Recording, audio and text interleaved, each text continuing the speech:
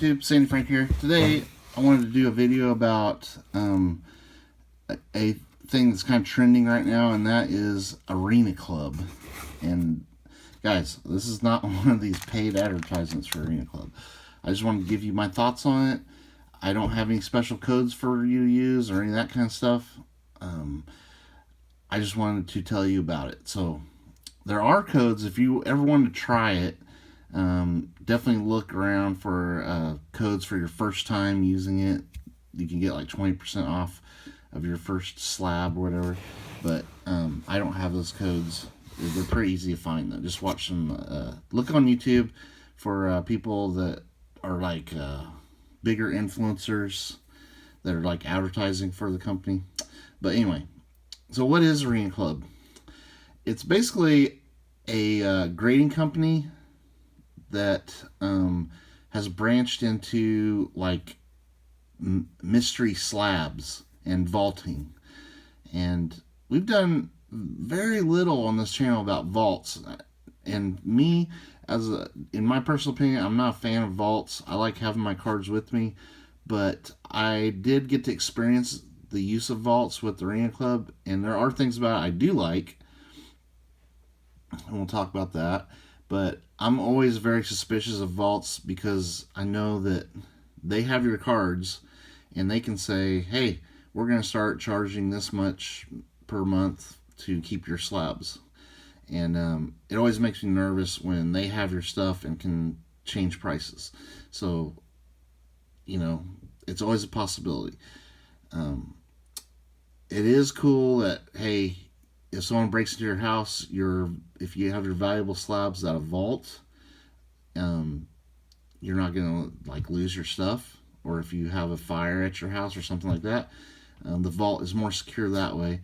But I also feel like they're not Fort Knox.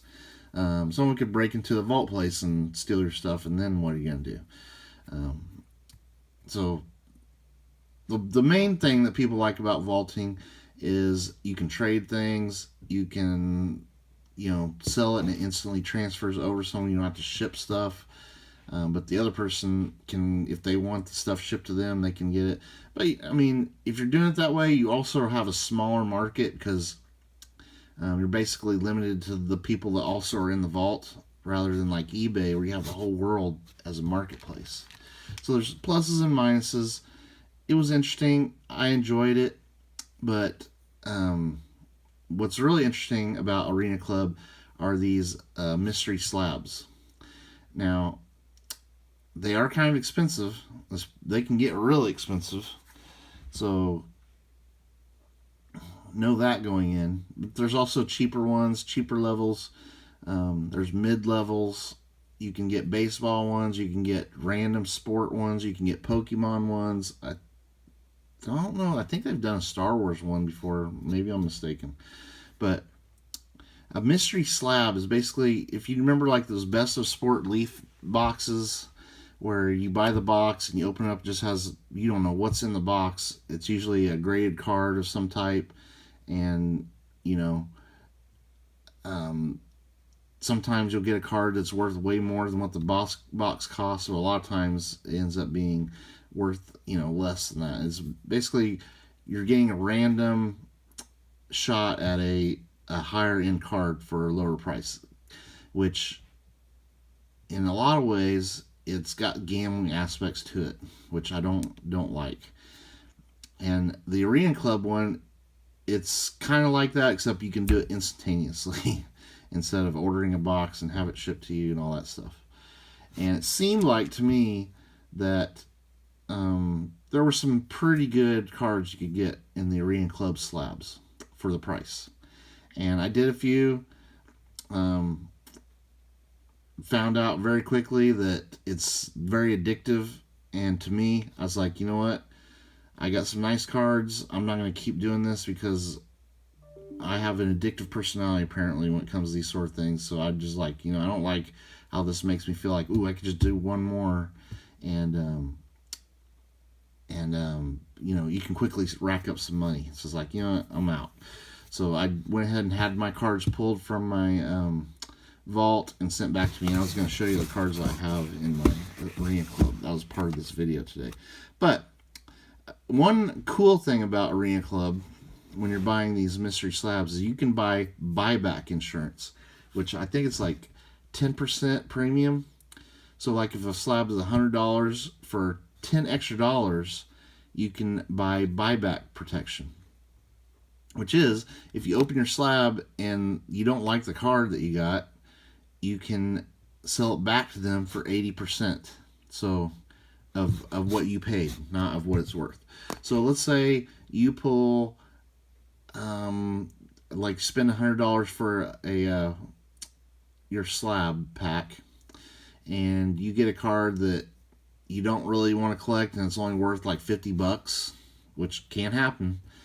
You can turn right around, use that buyer protection that you paid the extra 10%, extra $10 for, and sell it back to them for $80, which is way more than what you probably would get if you tried to move that slab that was kind of lame slab. So there are chances that you're going to get a kind of a crappy slab. So I like doing the buyer protection, especially if I'm buying a more expensive slab. And I will show you an example. My first one I bought was a ruby baseball slab. And I bought the buyer protection, and we'll go ahead and roll that video so you can kind of see how that works. Hey YouTube, Sandy Frank here. Today I decided there's a buddy at work that's doing this arena slab thing. And I think it's kind of catching on right now for some reason. But it's kind of cool. You can buy it's basically like a blind box, and I decided to do a ruby, and the only reason I'm doing it is because you have you can, like, I just started my account with them, and you can have 30 buybacks. Like, if you don't like the card, if you think it's not worth this price I just paid for it, you can sell it back to them immediately at 80%. Which kind of stinks. You're out a little bit, but you're not taking a big loss if you get kind of like skunked on your pack. So I decided I'd do the buyer's premium, or the buyback premium. So let's go ahead and so I paid for it. You click this and it will reveal your slab. So let's see what we get here. I did baseball.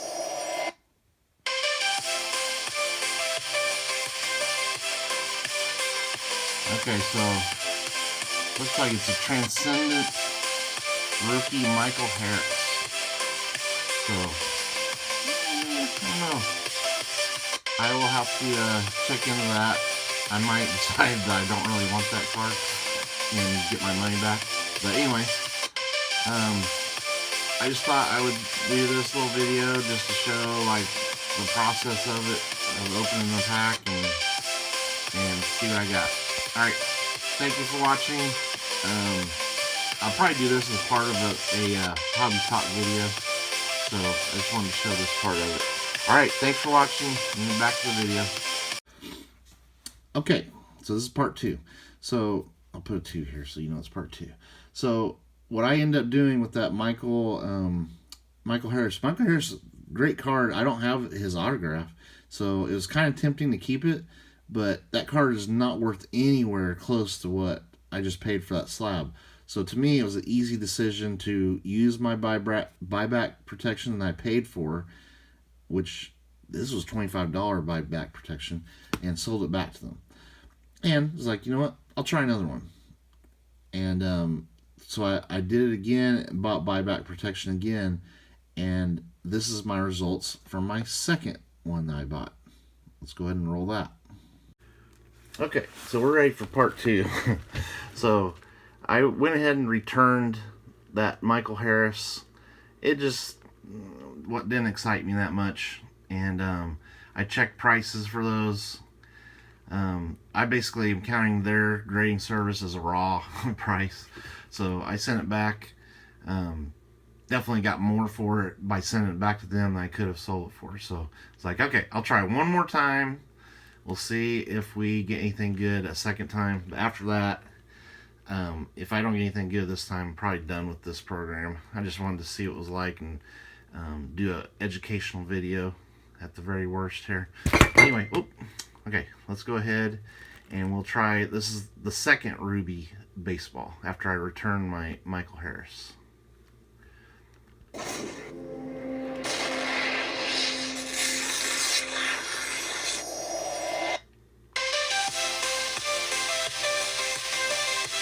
Okay. A PSA card, at least this time. Jackson Merrill, Radiating Rookies. And that's Gem Mint 10.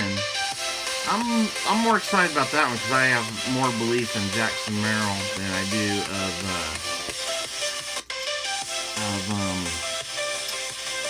Michael Harris. And even though it's not an auto, these are really tough to pull, these Radiating Rookies. And being already graded PSA Gem Mint 10, I mean, that's pretty cool. I'm actually pretty happy about that one, and I will likely keep that one. I'll double check on prices on it, and we'll update that in the video. But okay, you know, it's a little pricey, but with that buyback incentive, but if the card sucks, they'll buy it back from you at 80%. Is actually kind of like a do-over, a mulligan, and yeah, that's pretty cool. I'm actually a big believer in Jackson Merrill, so that is definitely a card I would never get on my own, like pulling out of the pack, I don't think. Alright, so what do you guys think? Oh, we'll talk about more on the regular video. Alright, later. Okay, so that ended up being a good decision because that Jackson Merrill Radiating Rookies is a great card. Well worth what I paid for it overall. So it was a little more expensive to buy buyback protection, but I ended up with a card I was much more happy with. Yes, I had to pay a little bit more, but you know, I could have easily got another crappy card, and then what would I have done, you know? But I used that card. This is the cool thing. The most cool thing about Arena Club is you put it in your showcase or whatever, and pretty soon I was getting offers on that Jackson Merrill card. And in fact, I'll show you the card I traded straight up for the Jackson Merrill. Now, the person that offered me at first for the Jackson Merrill made a interesting offer, but it was not worth it in my opinion. But I was able to look through what cards he has, and I counter offered because I knew he wanted the Jackson Merrill, and I counter offered him for a card I really wanted from him, and he took it. So one good thing about this Arena Club is it's kind of cool to have slabs in there to trade around. Maybe you can. It's fun sometimes. You just want to keep trading up, you know. Get a lower end card and see if you can trade up to a nicer card. That's really fun. Now, I just wanted to get out of it because I don't want the temptation of buying these slabs. So I had all my cards sent back to me. But I did do a couple trades I was really happy with. Now, the trading thing, I'll go over that again. I'll show you the card that I ended up trading my Jackson Merrill for, and it is a wonderful card for my PC. So the good thing about the trading is sometimes people buy these random sport slabs, and they might get a baseball card that they are a football or basketball collector. So they don't really care that much about the baseball card. So a baseball card collector like me is going to be easier to trade with them than someone else that collects baseball. So you can find people that are trying to move stuff, or like people that collect Pokemon will more readily trade maybe sports cards for Pokemon. You know, it's a really cool thing. So let's go ahead and open this. I'll show you the cards I end up with. And was like, okay, I'm good now. I'll get out. Get out while the getting's good, basically. I don't know how this thing opens. This looks like one of those, it's got a pull tab. Nope. These must be seams here. That's what I'm guessing. I'm so glad I'm getting this caught on video where I'm slicing the package open. But I want to show you that I'm not just fooling around here. This is what I actually got.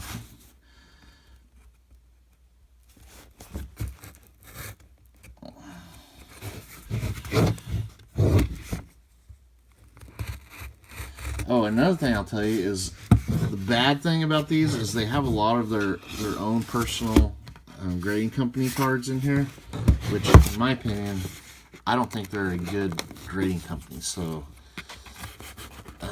sometimes it's good to wait until there's a bunch of like PSA slabs. You can see what possibilities you're going to get of your slab. Oh, there we go.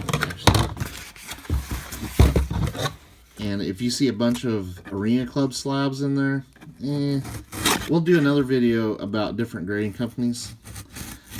I was kind of waiting until I got a actual Arena Club slab before I did that video, and my review on different grading companies. Because I have a few different ones in my collection. Okay, there we go. So there are my slabs. So let's go ahead and we'll pull them out and take a look. Slide them out this way, I guess. We'll just randomly pull them out. Oh, slide them out like this. Okay, so empty box. There's the symbol there of Arena Club. Okay, so first one.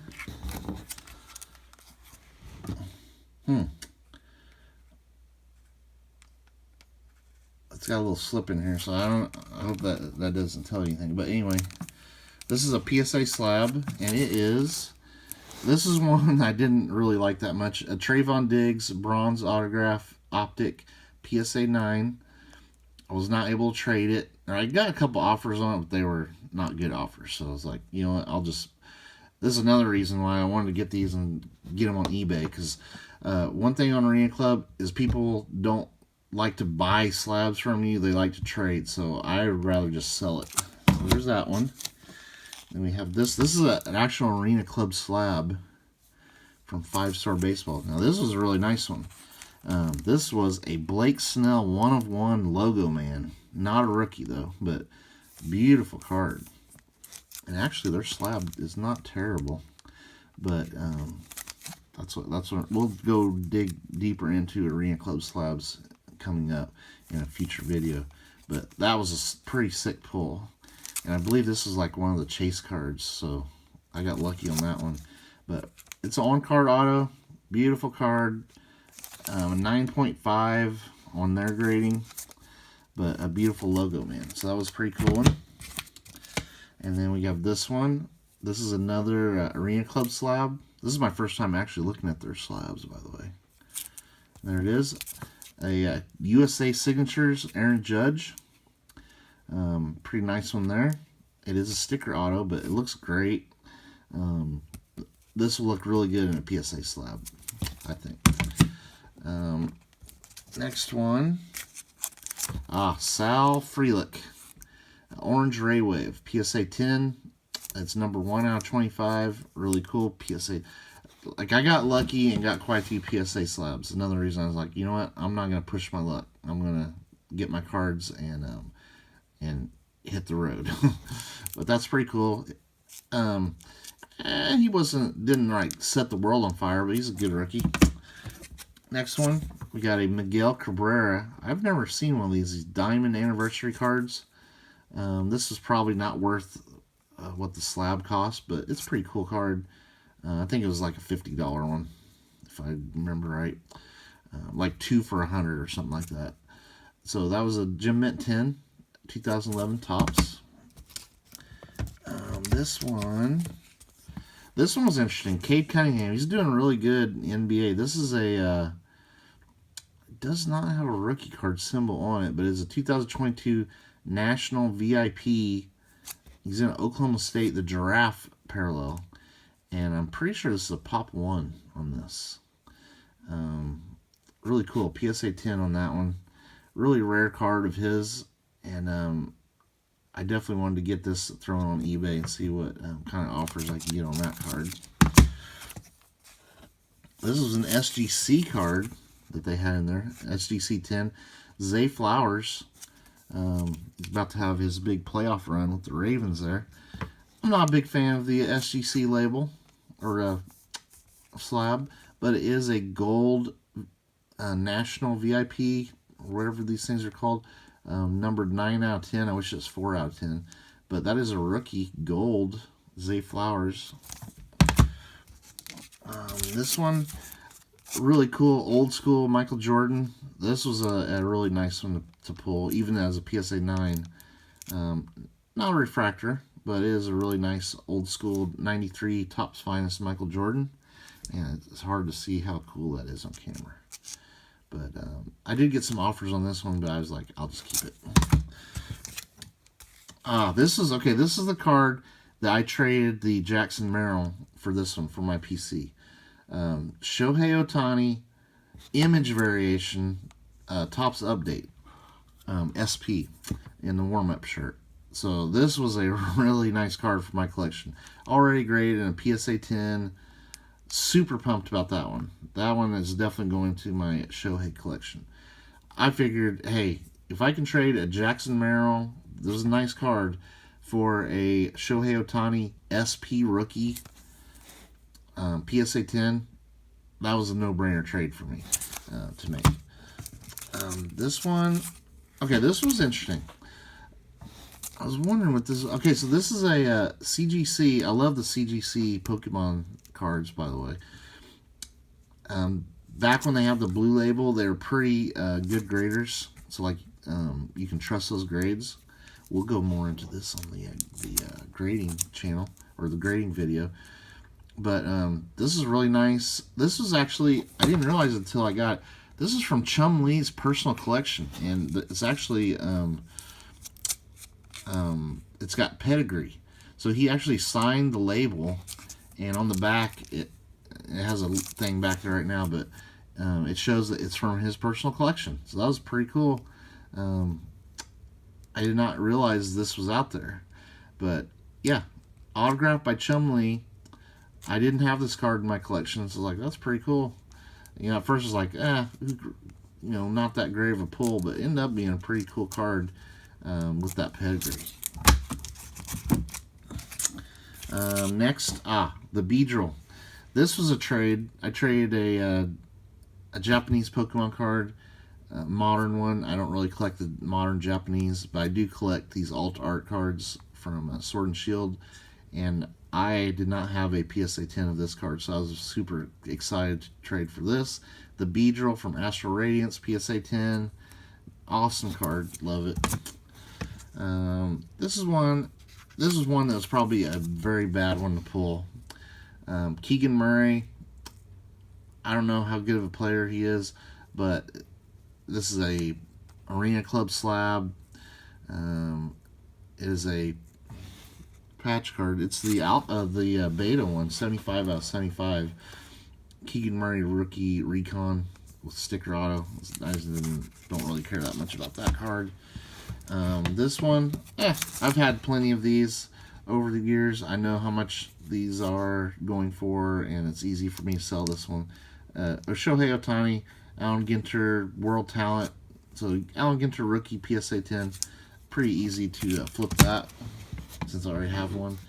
This was the worst one I pulled out of all the pulls I did. Victor Wembanyama, Topps rookie, way off center, so there's no way this is a PSA 10. This is another reason why their grades, you can basically go, they're basically raw cards in these Arena Club slabs. But yeah, and Wembanyama, it's not a refractor or anything. I was like, whoa, are you kidding me? Yeah, that was a crappy pull right there. This one, this was one of the really good ones. The Gunnar Henderson Sapphire Selections rookie PSA 10.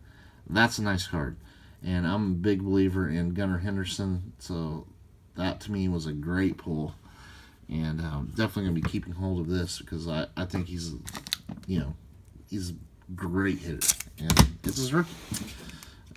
This was a vintage pull.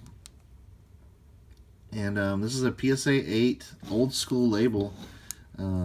Catfish Hunter. Not a rookie, but really cool. Nice condition there on the Catfish Hunter. That was definitely worth what I paid for the pull. And I actually have a few 1969 Topps cards, so I'll keep that in my baseball collection. Next one is a PSA 9. Now this was a kind of bittersweet. I do not have a Jackson Churio autograph in my collection, but if I was going to have one, I don't really care about Leaf or Leaf Trinity, any of that stuff. This is the gold foil Jackson Churio, 19L50. It's a sticker auto. Leaf baseball is what it is. Well, at least it is PSA graded. But, I would much rather have a license auto of Jackson Churio. And this was my best pull I think I ever made with them. And it was actually one of the cheaper ones. Got a Patrick Mahomes rookie PSA 10, Rookies and Stars. It's like, holy smokes, that is a great card.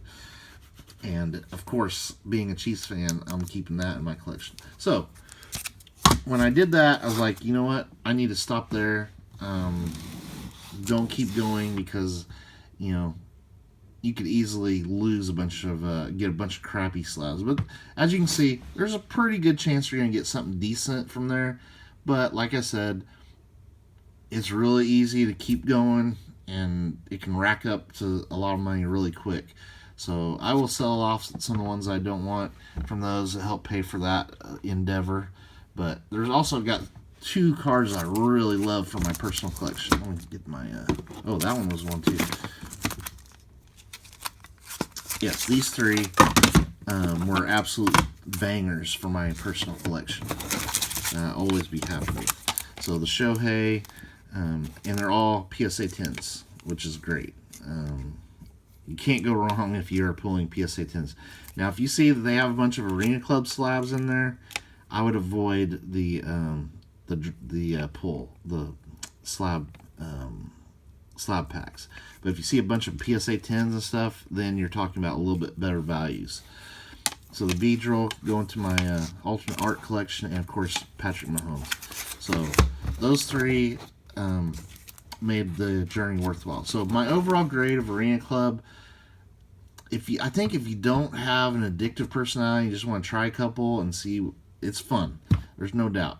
If you're buying like a slab that you're like, I mean, I don't want to get a crappy slab, and you don't want to risk it, buy the buyback insurance. It's only 10%, and you can basically sell it back for 80%. So you're only out a little bit of money if you just want to try it.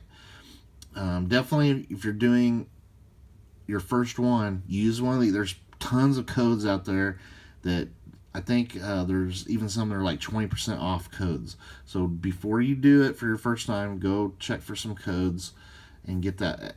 So basically, you could use that code, get 20% off. I don't know if you can use the buyback protection. I think you can buy buyback protection and the 20%. So you're basically getting free buyback protection on your first one, and still like another 10% off if you get a 20% off code.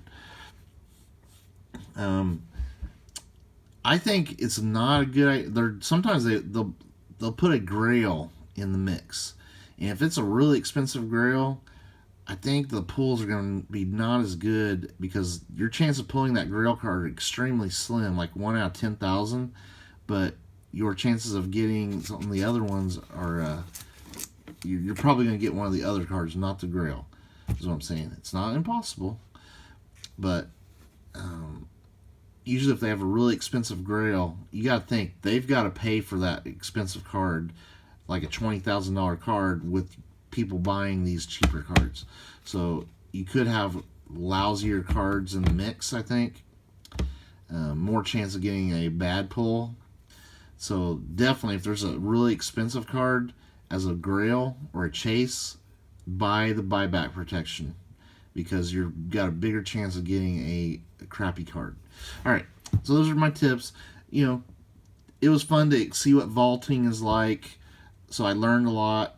I learned enough that I was like, okay, I trust vaulting a little more now, and I see some of the benefits of it, like with trading and ease of transferring cards over to somebody, because they're instant. You know, you don't have to wait for them to ship it to you, and you ship something back. So trading is much safer using a vault. But you know, still not, vaulting is not something I'm interested in doing at this point. But I think if vaulting becomes the thing where everybody is using vaulting except for me, then I'd probably be okay using it. So it gave me a little more of a comfortable feeling with using vaults because of the instant transferring of cards and the ease of trading. But man, I just don't like someone else having my cards. And I think the eBay market is a bigger market than some of these vault places if you try to sell through their vault. Anyway, thank you for watching.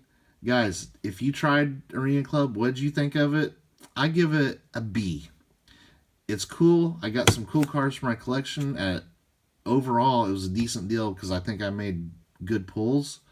But I could see how this could quickly become like an F, and or worse. So, did you guys ever try this? Did you get any good cards to pull? What do you think of the whole concept? I would never use them for grading cards. We'll talk more about that in a future hobby talk about different card company grading. But, you know, my main thing was the vaulting part of it, trading within the vault, and trying these slab packs. Alright, thank you for watching. Stay tuned for more videos later. Blackbird singing in the dead of night.